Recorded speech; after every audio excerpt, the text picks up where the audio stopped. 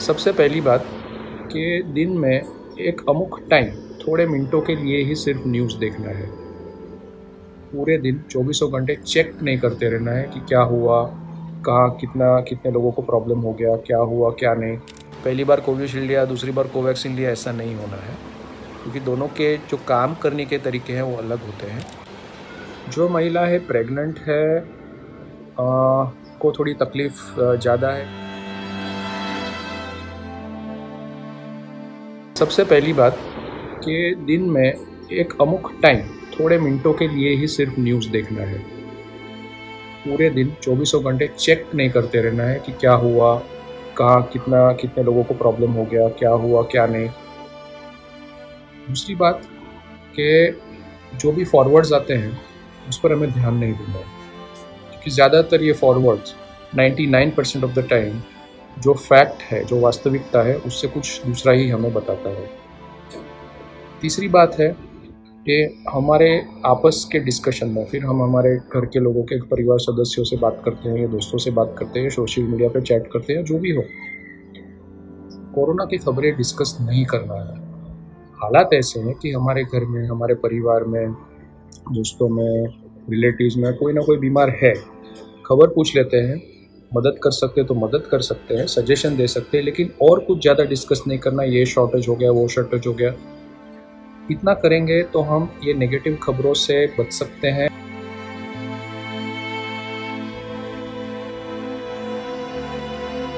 लोग परेशान होते रहते हैं कि वैक्सीन के कुछ साइड इफ़ेक्ट्स हो जाएंगे, हमको कुछ तकलीफ हो जाएगी, हम मर जाएंगे। वैक्सीन सेफ़ है। जो भी वैक्सीन मिलता है ले लेना चाहिए। वैक्सीन के बाद कभी-कभी, सबको नहीं, कुछ लोगों को थोड़े साइड इफ़ेक्ट्स नहीं बोल सकते, वैक्सीन के ही इफ़ेक्ट्स होते हैं। जैसे थोड़ा हल्का बुखार सा, थोड़ा थकान, थोड़ा फ्लू जैसा होता है। मुझे भी मेरे दोनों डोज के बाद दूसरे दिन 24 घंटे, पूरा एक दिन, एकदम थकान, बॉडी में दर्द होना, थोड़ा माइल्ड बुखार जैसा, दोनों वैक्सीन के बाद हुआ था। मैंने पैरासीटामोल गोली ली थी, दूसरे दिन में पूरा ठीक हो गया था, बैक टू नॉर्मल। ये वैक्सीन के बाद के कॉमन इफ़ेक्ट्स हैं। और ये कोई भी वैक्सीन, अब कोरोना वैक्सीन है या और कोई भी वैक्सीन है, बचपन में हम सभी लोगों ने वैक्सीन लिए हैं, हमारे बच्चों ने भी वैक्सीन लिए हैं, तो ये हर वैक्सीन के बाद ये कॉमन इफ़ेक्ट है। इसमें कुछ नुकसान नहीं होता है, उसमें कुछ डैमेज नहीं होता है।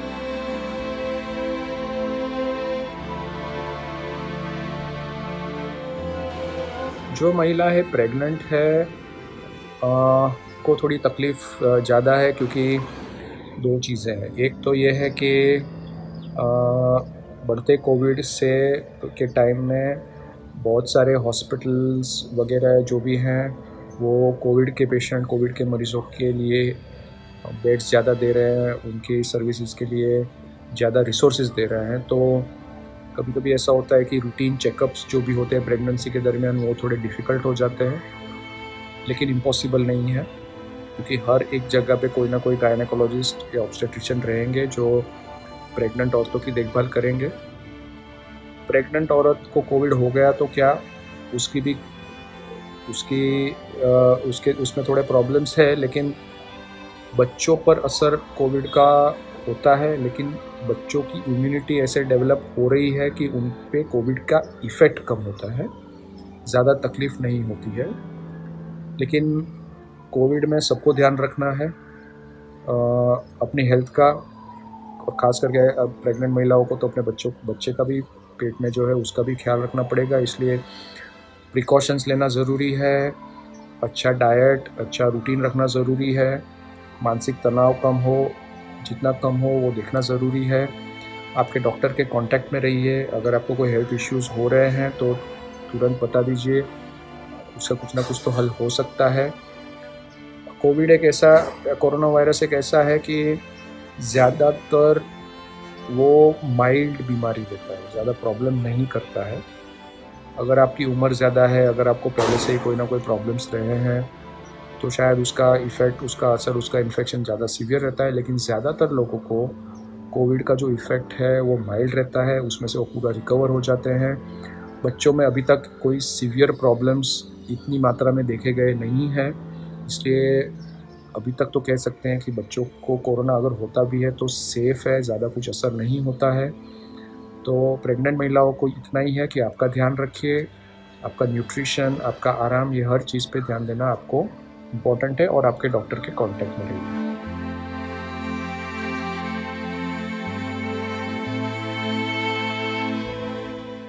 एक मुश्किल ये दिखाई दे रही है कि जो हमारे पेशेंट्स हैं, जिनको साइकियाट्रिक प्रॉब्लम्स है, मानसिक प्रॉब्लम्स है, उनकी क्या हालत होती रहेगी। जैसे हर एक को मुश्किल का सामना करना पड़ रहा है, वही हिसाब से उनको भी बहुत सारी कठिनाइयाँ हैं, मुश्किल है। उनका भी रूटीन डिस्टर्ब हो जाता है, उनको भी करने को कुछ नहीं है, ब्रेक नहीं मिलता है। घर में सब लोग हैं, वो भी तनाव में हैं। तो डिफ़िकल्टी है और बहुत सारे केसेस मेरे पास ऐसे भी आते हैं जो पहले मेडिसिन्स ले रहे थे, अच्छे स्टेबल थे और यही वजह से दवाई लेने पर भी थोड़ा फ्लक्चुएशंस हो गए हैं।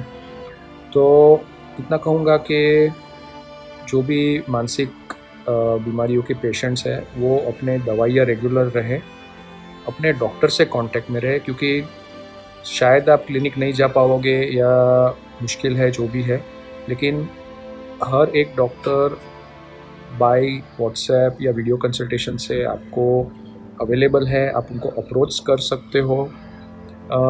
जैसे मैंने पहले बताया कि बहुत सारे हेल्पलाइंस भी है, तो अगर कुछ प्रॉब्लम हो रहा है तो आप टेम्परेरी सजेशंस या एडवाइस के लिए उनसे भी कांटेक्ट कर सकते हो, वो आपका कांटेक्ट साइकियाट्रिस्ट से करवा देंगे।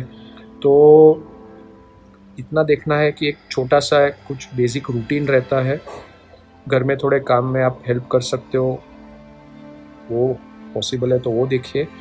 मेडिसिन्स आपके छोड़ने नहीं है, medicine is essential, so lockdown में भी दवाइयाँ मिलती रहती है, सप्लाई में कुछ प्रॉब्लम नहीं है।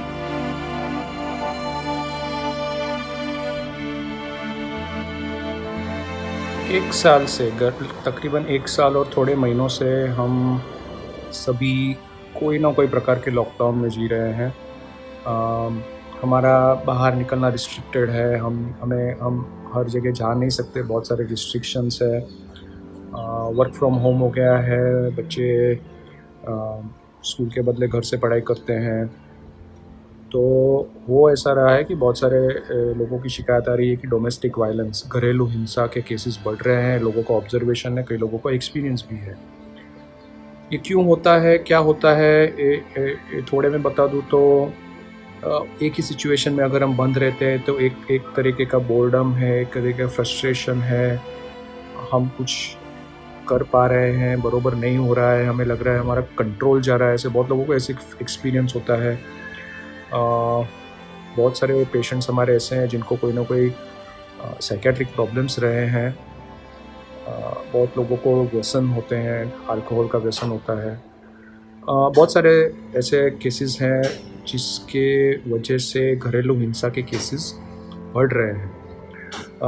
करना क्या है, अगर आप पीड़ित हो तो आपके लिए बहुत सारे हेल्पलाइंस है, पुलिस का हेल्पलाइन होगा, आपके वहाँ वीमेंस कमीशन या औरतों के लिए हेल्पलाइंस होंगे, उनको अप्रोच करना है।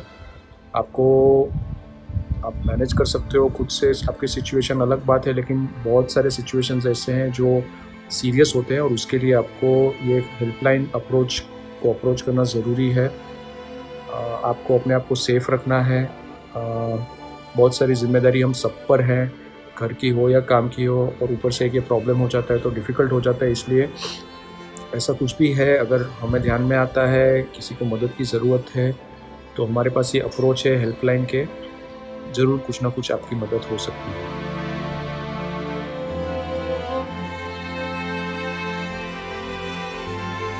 एक प्रॉब्लम लोगों का ये रहा है कि ये लॉकडाउन में हमारा जो रूटीन है, जो पहले था 2019 तक, एंड तक, दिसंबर तक, घर, ऑफिस या स्कूल, कॉलेज, कहीं पर बाहर जाना, पिकनिक पार्टी, मूवीज़, मॉल्स, अभी सब बंद हो गया है और हम सब ज़्यादातर घर में रहने लगे हैं।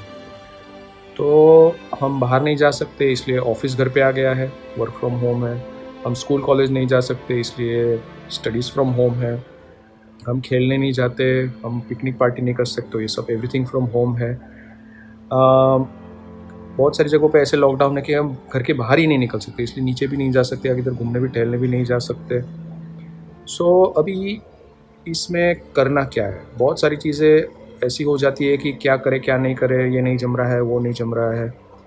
तो सबसे बेस्ट ऑप्शन है कि हम एक, हो सकता है उतने तक एक रूटीन रखें कि हमारा वर्क फ्रॉम होम है, तो जैसे हमारा ऑफ़िस का टाइम था समझो 9 टू 5, तो वो हमारा वर्क फ्रॉम होम टाइम है। वर्क के लिए हो सकता है तो एक अलग से जगह रखें जहाँ पे कम से कम डिस्ट्रैक्शन या डिस्टर्बेंस हो।